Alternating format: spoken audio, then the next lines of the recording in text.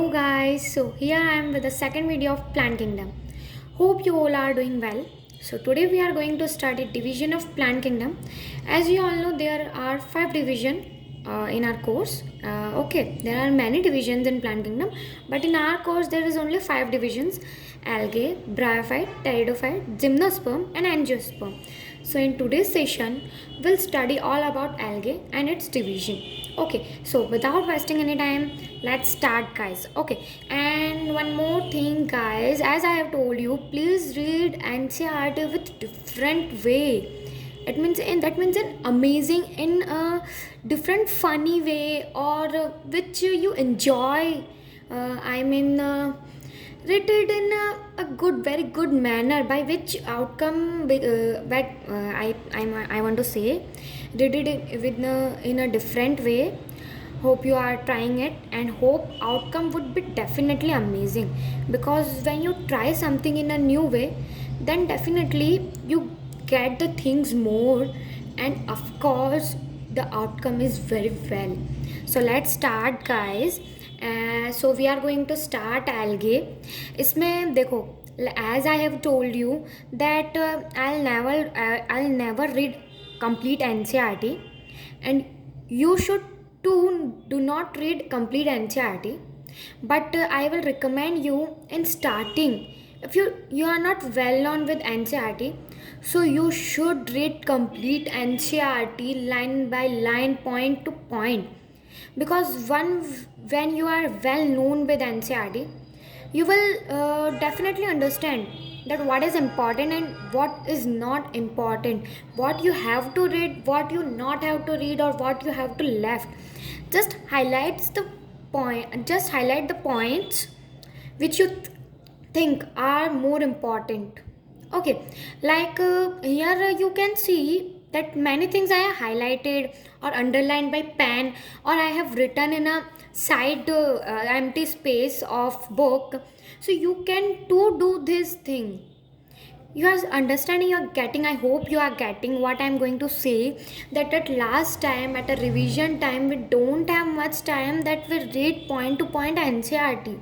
So if you are not getting here properly, if you are not comfortable by underlining and reading, so write important points in a side empty space, which is there present in NCERT 11th book also and 12th book also. And if you are comfortable like with highlighted points, underlined points, use different highlighters. It is not a joke, okay, कि मतलब highlight कर दिया अलग अलग colour से और बस बढ़िया NCERT को बना दिया. It is not a part of joke, okay, take it serious. अलग अलग हाइलाइटर भी अगर आप यूज़ कर रहे हो तो एक डिफाइंड हाइलाइटर यूज़ करो, कि हाँ अगर इतना इम्पॉर्टेंट पॉइंट है तो इस हाइलाइटर से किया है, अगर बहुत ज़्यादा इम्पॉर्टेंट पॉइंट है तो किसी और हाइलाइटर से किया है. एंड रिमेंबर कि आपने किस पॉइंट को कौन सा हाइलाइटर से हाईलाइट किया है. So let's start guys with algae. सबसे पहले चीज़, एल्गे का एक जनरल इंट्रो. क्लोरोफिल बियरिंग होते हैं, सिंपल होते हैं, थैलॉइड होते हैं, ऑटोट्रॉफिक होते हैं, मेनली एक्वेटिक होते हैं, both fresh water and marine water. ये एक जनरल डेफिनेशन है एल्गे का, जो कि हर बच्चे को एकदम माइंड में फिट होना चाहिए. किसी ने एल्गे बोला ना, माइंड में स्टार्ट होना चाहिए. Chlorophyll bearing, simple, thalloid, autotrophic and mainly aquatic organism. What is algae? So this is algae. ये chlorophyll bearing, simple, thalloid, autotrophic and mainly aquatic organism. Aquatic what? Both fresh water and marine water. So ये हो गया algae के बारे में. आप चाहे तो इसको अंडरलाइन कर सकते हैं अपने बुक में. They occur in variety of other habitats, moist stones, soils and woods.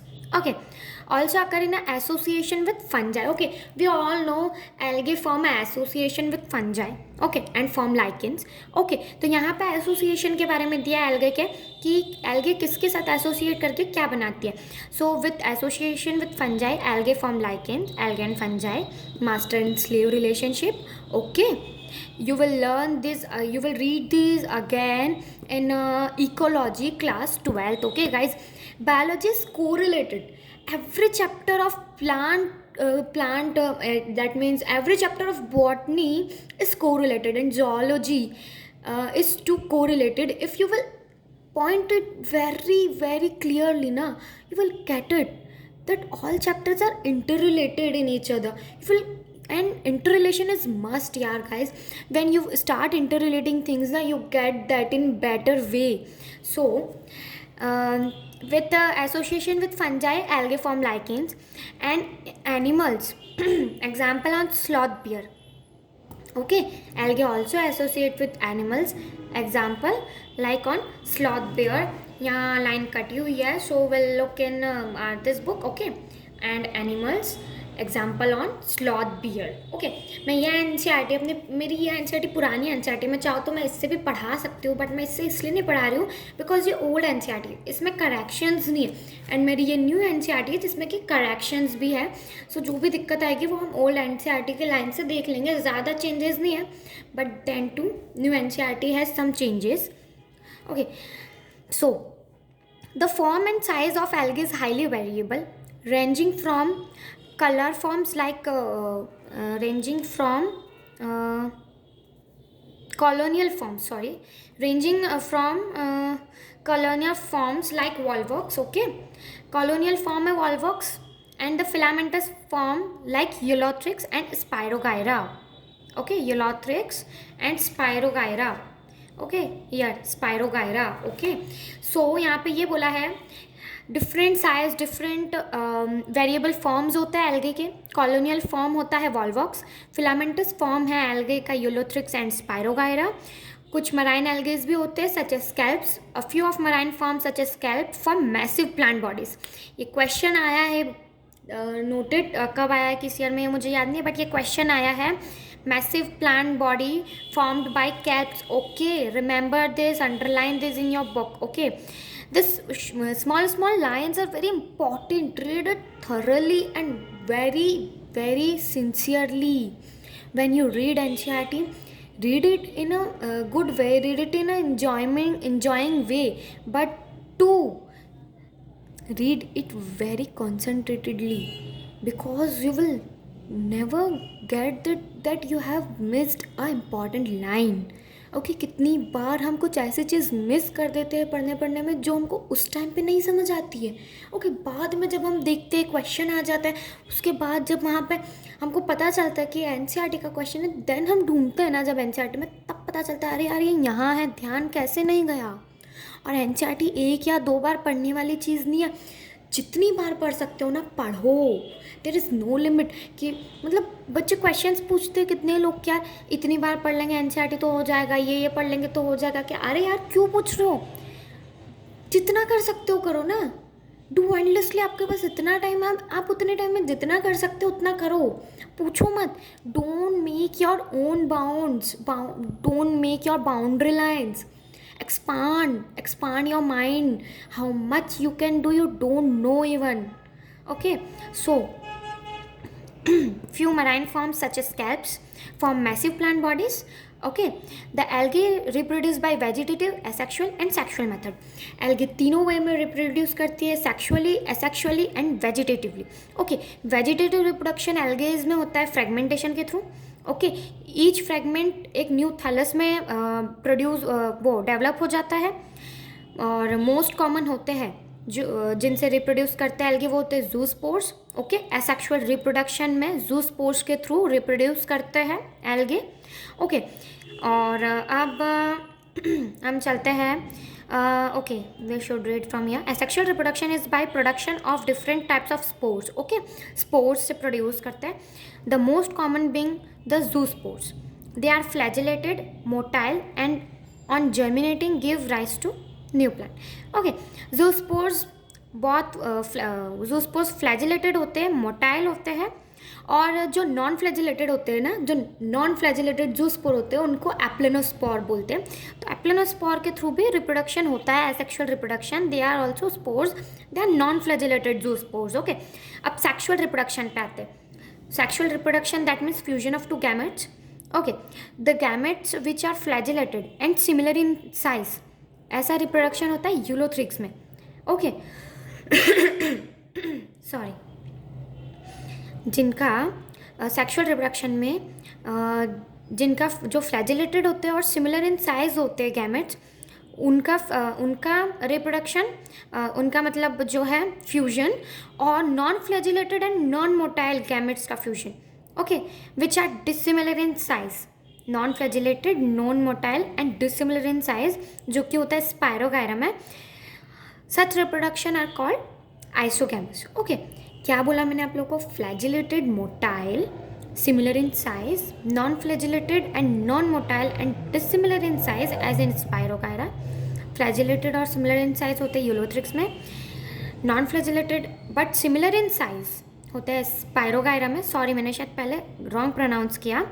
Flagellated similar size Ulothrix, non flagellated similar in size spirogyra. मतलब साइज गैमेट्स का सिमिलर है, बट पहला फ्लैजिलेटेड है, दूसरा नॉन फ्लैजिलेटेड है, बट दोनों ही type के जो है फ्यूजन को आइसोगैमस बोलेंगे, आइसोगैमस रिप्रोडक्शन। ओके, आइसोगैमस बोलेंगे। अब जो होता है एनाइसोगैमस होता है, उसमें साइज डिसिमिलर होता है। Okay, fusion of two gametes dissimilar in size as in species of Eudorina. Okay, isogamous में क्या आता है? Ulothrix and Spirogyra. Ulothrix flagellated, Spirogyra non flagellated but size is similar of gametes. Anisogamous में Eudorina, जिसमें dissimilar size है। Okay, उसका example है Eudorina. ऐसे रिप्रोडक्शन को क्या बोलेंगे? एनाइसोगैमस। एंड ऊगैमस, ऊगैमस मतलब आप लोग क्लियरली समझ रहे, ऊगैमस मतलब okay, fusion between one large non motile female gamete and small motile male gamete, जैसा कि ह्यूमंस में भी होता है। Okay, oogamous type reproduction fusion जो कि इसमें एल्गे में होता है, वॉल्वॉक्स एंड फ्यूकस में। सो ये एग्जाम्पल्स आप लोग प्लीज़ ध्यान रखिएगा, लर्न कर लीजिएगा, बहुत इंपॉर्टेंट है, क्वेश्चन आता है, मोस्टली आता है। अब चलते हैं हम डायग्राम्स पे। तो diagrams, let me do it proper यार, दिख रहा है आप लोगों को सही से? होप यार it is visible. Okay, yes, perfect. So ये नीचे दिया हुआ है, ये जो है ए वाले ग्रीन एल्गे के एग्जाम्पल है, ये ब्राउन एल्गे के एग्जाम्पल है, एंड ये रेड एल्गे के एग्जाम्पल है। इसके आगे हम ये तीनों एल्गेस पढ़ेंगे, फिर हम वापस एग्जाम्पल्स पे आएंगे। अभी पहले हम एल्गेस पे चलते हैं, डिवीजन पे चलते हैं एल्गे के। बट ये मैं आप लोग को बता देती हूँ नाम: Volvox, Ulothrix, Laminaria, Fucus, Dictyota, Porphyra and Polysiphonia. Okay guys, so ये आया है एम्स में, 2019 एम्स में ये आया हुआ है guys, so don't take it silly, it is too important. हम आगे चलते हैं डिविजन्स पर। ओके, सो यहाँ पर कुछ चीज़ें दी है कि एल्गे का यूज़फुलनेस बताया है, बहुत जगह यूज़फुल होती है। At least half of the carbon dioxide fixation जो है अर्थ पे, वो फोटोसिंथेसिस के थ्रू एल्गे ने किया है। Being photosynthetic, they increase level of dissolved oxygen in their immediate environment. Okay, photosynthetic होने की वजह से उनकी इमीडिएट इन्वायरमेंट में वो लोग ऑक्सीजन का लेवल, डिजॉल्व ऑक्सीजन का लेवल बढ़ा देते हैं। They are of paramount importance as primary producer of energy rich compounds which are the basis of food cycle of all aquatic animals. Paramount का मतलब अगर किसी को नहीं पता है, एक्चुअली मुझे नहीं पता था, इसलिए मैंने लिख रखा है अपने बुक में। Paramount, it means more important than anything else, that is of supreme important. Okay, supreme which is बहुत important and can also pronounce it, it is of supreme importance. Okay, तो किस लिए इम्पॉर्टेंट है? वो लोग energy rich compounds बनाते हैं algae, जो कि फूड जो है ना, form the basis of food cycle of all aquatic animals.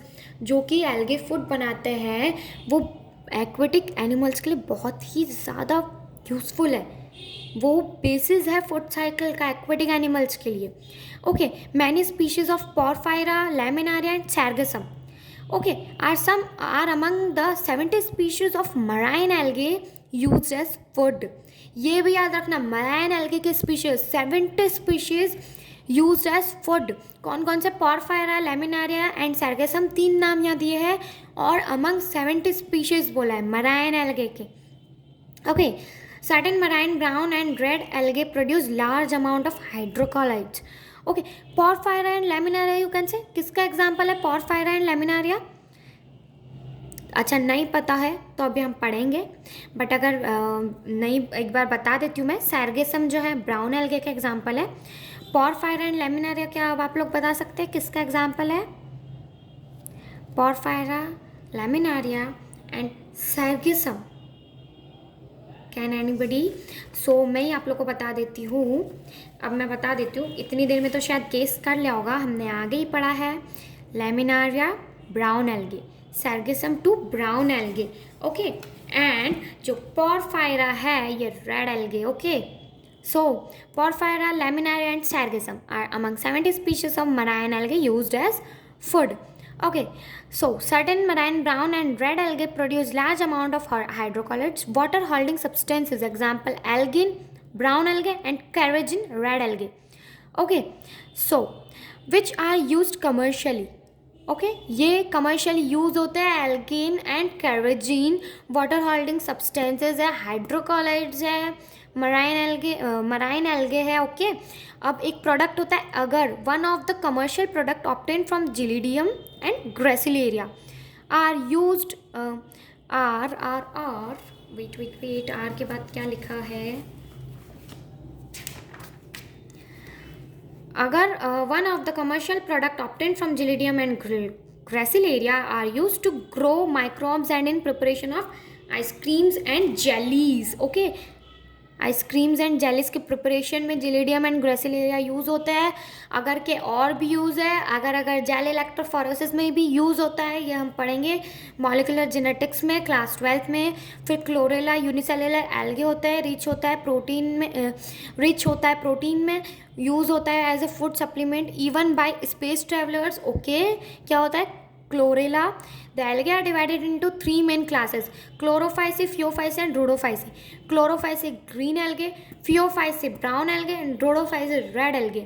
Okay, अब मैंने बेसिस लिखा है कि क्यों डिवाइडेड है, ओके। ये यहाँ पे अगर आप लोग को दिख रहा हो तो classification of algae on the basis of photosynthetic pigment, cell wall composition and store food, okay. इस बेसिस पे तीनों एल्गे को डिवाइड किया है। एंड गाइज आज का हमारा टाइम अब हो चुका है, वी आर ऑलमोस्ट डन। अब मैं ये इन तीनों के बारे में आपको नेक्स्ट क्लास में बताऊंगी। नेक्स्ट क्लास में हम ब्रायोफाइट्स के बारे में भी पढ़ेंगे। आज के लिए बस इतना ही। ये टेबल ज़रूर देख लेना नेक्स्ट लेक्चर के पहले। And one more thing guys, hope you all are getting well whatever I am teaching, but again I want to say, please if you have any kind of doubt, so write in comment section guys, and don't forget to hit the like if you enjoyed my video and learned from it, okay। तब तक के लिए take care, next video के लिए wait करिए। तब तक के लिए bye bye and take care.